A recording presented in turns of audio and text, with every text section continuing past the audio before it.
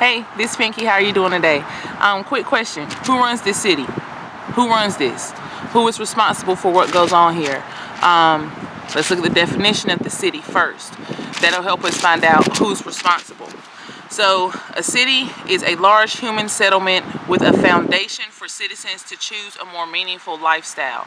So the city is supposed to be the large human settlement. So that means the people are the city and the land is the resources. So let's go to our Goldsboro City Charter and let's see what a city says. It says the city is the inhabitants of a certain territorial mile radius. I'm not going to read it, but your land. Say you own this square foot to this square foot, whatever. So within a certain territorial mile radius, the inhabitants, the human inhabitants are the city. Not the land, not the buildings. The human inhabitants are the city. So when we look at our city council, we look at our school board, we look at our county commissioners, all those people are supposed to be representative of us, the city. So when you look at our city, you only have about less than 15% of the city that's actually going out and voting. So when we say, well, there's no purpose in voting, because we say that and we believe it, none of us go do it. So then you have the people who are the leaders of our city. Only about 10 to 15% of the people of the city actually voted for those people. So we're allowing 10 to 15% of the city to run the city when actually we have all the power. So it goes back to power to the people. Power has to come back to the people, but how do we gain that power back? Well, it starts with individual change, because if you're not able to individually put yourself in a position to not need the system, then you're always going to somehow be a part of the system, and if you're a part of it, you're feeding it, so therefore it can grow. So we have to understand the concept of not feeding certain energy, not feeding certain things. So when I say you want to light a candle instead of cursing the darkness, like my lighting the candle is, I'm growing my own food over here. That's part of me being able to pull out of the system, because first of all, by growing my own food, I know that I'm healthy. I know that I'm eating stuff that's not going to cause me to have cancers and hormones and things like that, that then going to cause me to have to go to their doctors, which is then going to cause me to have to be on their medications, need their insurance, need their Medicaid, and then be stuck in their system and not able to do the other things that I need to do. So yes, it's a lot more work to get out here and wake up every morning and water your garden and pick the weeds and stuff, but it is a sense of freedom to know that regardless of whether I get food stamps or not, regardless of whether all the grocery stores shut down or not, I'll be able to supply food for not just my family, but hopefully at least all the families on my block, because one person can grow enough food in their garden to supply 6 families. Literally, you really don't have to eat that much. So when we're talking about lighting a candle and not cursing the darkness, yes, it's harder to homeschool your children. But if you really want to show a system that you're tired of the things that they're perpetrating in your community and what they're not teaching your children, you're going to have to pull away from them so that you can show them. Because the only relationships that seem to matter to us are sexual relationships. And we have to understand every relationship in our life is a relationship. Mother, daughter, school, teacher, student, parent, all those are different relationships that you're building. So when you're in a sexual relationship, you take that seriously, you're ready to kill somebody for hurting your feelings. But in a school teacher relationship, you're not willing to walk away and ignore them for 6 months to prove a point. You got to be able to do that sometimes. And yes, it's harder for you, but I think that is where we grow. And one of the most beautiful things is in human nature, the more you go through, yes, it's tough for that small period of time, but then you grow from it. So when we're talking about who runs this city, we run this city. We're over 50% African American. I'm gonna say melanated people. So as a percentage of melanated people, why don't we have the meaningful resources we need to do the things we do? So don't get me wrong. I bring information about the things that I see that are wrong in a hope that you all will understand that information as a motivation for you to do something for yourself. Yes, you need to come and speak out, and by your speaking out, you're gaining a sense of confidence and learning how you're going to go about taking this system on, because you do have to and I know some people say, well, don't let your enemy know you're the enemy. No, we don't play that game no more, okay? The enemy is going to directly know that I'm coming against him, because when I do that, he has to be accountable. So yes, we are going to hold our 10% of the leaders accountable, but at the same time, while we're holding it accountable, we're also planning. We're also planning on plan A, B, C, and D. Like, our whole plan is not just on getting the mayor on and getting a new mayor. That's not my end goal. That shouldn't be anybody's community end goal. There's so many things we can do in our community with without the government. And if our whole goal is to eventually move ourselves out of it, there's a transition period, and that has to be understood. So you're going to have to literally work both sides as you transition into a place to where your community can work totally self-sufficiently. So in doing that, there's a lot of things that we as a community need to be focusing on. If we focus that time on those things, we wouldn't have time to think about the other things. So as a Black community, majority African American, it is our responsibility to take our city back, not just by going out and voting, which is very, very, very important this time around and every time around, because if just the 85% of the people who didn't vote went out and voted, that's the majority already. Our mayor lost by like 700 votes last time. Imagine if just 1,000 people decided to get up. And felons, check, you can vote. You need to go check and make sure that you're registered, that stuff is in order. Don't let them think they can take your voice away. This is just hearsay. There are actual laws and procedures in place. You just have to do a little bit more work. So understand the system is set up against us because it was set up to make us lazy, make us resented to the point to where we would think that the things that we're doing to beat the system aren't hurting us. But when you beating the system, you beating yourself, because ain't you still a part of it? So you're not getting away with nothing. So it's about being totally independent of this system. And by doing that, you do have to learn that system to make sure you're not putting new things into place that are replicas of the old, just in a new way. So in our community, we need to, first of all, watch our mouth. Our mouth is our #1 issue in the Black community. God spoke the word into existence, and for all the conscious people, we know that God is not a person, place, or a thing. God is a consciousness, which is a frequency, which is an energy, which is electricity, which is movement. So when we speak words, it actually moves the atoms in the atmosphere to begin to create the physical matter that we deem as creation. So think about it, when you're in a room and nothing's in the room, your voice echoes, because literally the vibration from that energy is bouncing off the walls to find somewhere to go and somewhere to seep into, to move and create. But when something's in the room, it doesn't do that, because your words are literally being absorbed. So every time you're in the presence of someone speaking, the words are being absorbed. So what are we speaking? We're not speaking life. We're not speaking life to each other. And that's our #1 killer in our community, the spirit of death. The spirit of death has many fingers. It has depression. It has spiritual death. It has suicide. It has drug use. It has lust. It has perversion, because anything that is killing the spirit is under the spirit of death. Poverty. So when you kill the spirit of death amongst the people, a lot of little minions that work for death fall apart too.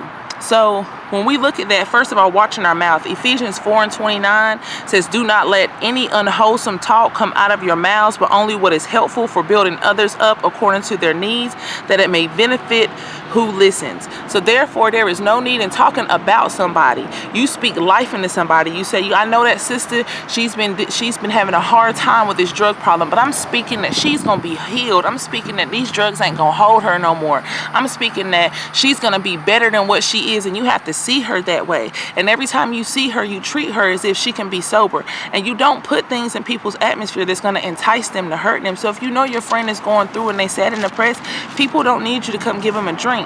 They need you to be quiet and listen, because the only reason why they drink is because they get drunk enough to be able to express all the things they don't feel comfortable expressing in a sober state, because it's all of the deeper constructs. Okay, so I'm not going to go into that. But we all know that drug use in our community is strictly because of pain. Trust me, I smoked weed for years. I never was a big drinker, but we all have done different things. I finna say, and those of you who haven't smoked weed, you drank. If you haven't drank, you've been a shopaholic. If you haven't been a shopaholic, you a churchaholic. If you're in a churchaholic, you have some hobby, some eataholic, something that you do that is overtaking. You gamble. There's something that you put in your atmosphere to deflect the pain that you're not dealing with. And we have to stop doing that in our community, because that's where our demise comes, because we want to feel a quick fix instead of actually fixing what's hurting, so then we can have a longevity of life. So in our community, let's learn to speak life. And for all of those of you who are conscious and you don't want to hear a Bible verse, we have the 42 laws of Ma'at, and in the 42 laws of Ma'at, it says here, I have not used evil thoughts, words, or deeds against anyone. I have not spoken proudly or arrogantly. I have not used false accusations. I have not placed myself on a pedestal. I have not been insolent. That means I have not been boldly rude with my words and just saying, oh, well, that dude gonna do so and so and so anyway. You know how he is. No, I don't know how he is. I know how to that spirit of death is when it attaches itself to somebody. He's a divine being that has the ability to create. But I see the spirit of death attached to that divine being. Now that's what I don't like. And I can state that. I can say, bruh, I love you, but this spirit of anger that's overtaking you, I'm not going to deal with that. I can go tell his mama, hey, Miss so-and-so, I talked to your son today, and that spirit of anger that's overtaking him, I don't appreciate it. I don't like it. And I'm hoping that we can help speak life over him so that he can get rid of that, because I believe he can be saved from it. So help me find some roots to it. Help me think about how I can push joy in his atmosphere, because you kill the evil with the opposite, okay? So, in understanding that, let's watch our mouth around here, because most people are getting high and killing each other because of our words. Remember, the whole shootout started because of a conversation. Say it don't. It do. It start off with somebody feeling disrespected by somebody's words or actions. So it starts off in our community with first stop killing each other. And I mean with our words, not just bang, bang, kill them, but I mean with our words, with our actions, and understand that all of us have done wrong. So since all of us has done wrong, there's no shame in coming to me saying, hey, I recognize that I used to be a person with evil attached to me, man. And I did some evil stuff, and I apologize because I don't want to be that person. But by holding on to the fact that your evil was justified, it was never justified. It was never justified. And your humanity is justified, but in your divinity, you just didn't know yet. So stop allowing your humanity to control you, and understand that we got the power. We are the city.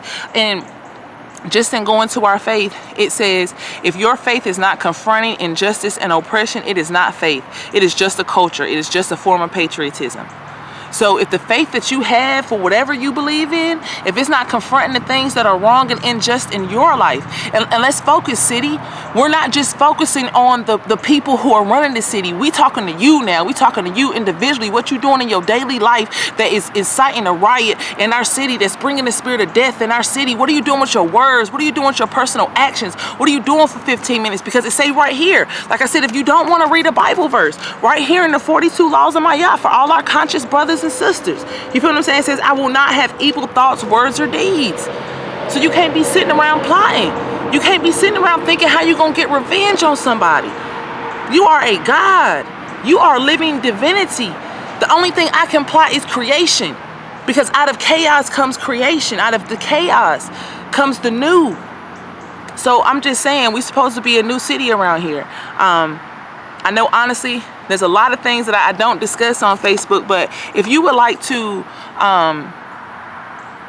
get on some real stuff that we're really working on in the community, just give me a call. 919-221-5839. Inbox me on Facebook. Just shoot me your number, and I'll just call you personally and just let you know some of the intricate things that we are moving on. You feel what I'm saying? Because it's going to take unity. We need intimate conversations. I need to hear your criticisms. I need to hear what you got to say. I need to hear you've been thinking about this, because the conversations through our words. And one thing, I think James 5:16, let me see if I can find it, because I'm not a good Bible finder, like knowing exactly where stuff is at, but I think it was James 5:16. Let me see, I gotta look in the front. But talking about the spirit of death, and with our gossip and with our words, and how we're gonna do, pretty much, confess with your mouth, believe in your heart. Okay? Talk to your friends. When you see them doing wrong, help them. Do not allow them to continue in the wrong that they're doing. If you see them getting high, doing drugs, man, don't condone it. Just say, be the one to say, hey, bro, we shouldn't even be doing this. Come on, man. I understand everybody smoke a little weed and drink, but come on, this popping pills, this sniffing coke, this stick smoking, you feel what I'm saying? Come on, man. This is not okay. This is not okay. People are losing their souls right now. You understand what I'm saying? They losing their souls, and it's not okay. And we have to stand up as a community, and we got to love each other for real. And I mean, love you enough to say, no, that's not okay. I'm going to love you through your pain. Like I told my mom, I know it be harsh sometimes telling people the truth. I said, but yo, when you see your child about to get hit by a car, and that car coming and they about to be blindsided, you'll football tackle them in the street, and they'll be fighting you, thinking you trying to hurt them, before they calm down and realize that you was trying to help them. So it's okay. When you really love somebody, you're going to let them kick you in the face. You're going to let them hit you. You're going to let them punch you till they calm down and realize it was for their greater good. Because sometimes them demons be that strong, attached. So start loving your bros for real. Tell them, no, man, it's not okay. Man, every time you think about doing something that's nothing, call your babies. Call your children. I don't care what the relationship with you and your baby mom is. Call your children, man. You got a reason to be here. That's a part of your creation. What do you want to create? Just go to the park, talk to them, do something. But don't do nothing. You feel what I'm saying? Think about why you mad. Go through the process, man. Nobody's saying push them feelings away, man. You're going to have to go through them feelings in a healthy way. Understand why you upset, why you really angry, and get through it so we can go to the next stage. It's time to take our city back, man. And it's one city at a time. One city at a time. In the community. Stop the violence of your mouth. Stop the violence of your heart. Stop being pessimist. We can stand together. We can do what's right. All black people ain't bad. We've all hurt each other. But it's time to forgive each other for the hurt, because understand we all hurting for the same reason, man. Cooperation, not competition. I love you, black people. Hit me up. Hit me up. We're going to put some links on the box below, because we got some other videos that we put on YouTube. So some of the stuff about Christianity and some other stuff that I like to get deep into, definitely putting those on YouTube. So definitely check out the YouTube page and hit me up personally, because I like to have these conversations personally. I want to know your questions. I want to know your things. We should do videos together, like talking about these issues, because that's what it's going to come to in the community. Having these uncomfortable conversations to get the new programming in our mind. So just know that I love everybody. I'm thankful and grateful. Let's take the city back. Good day.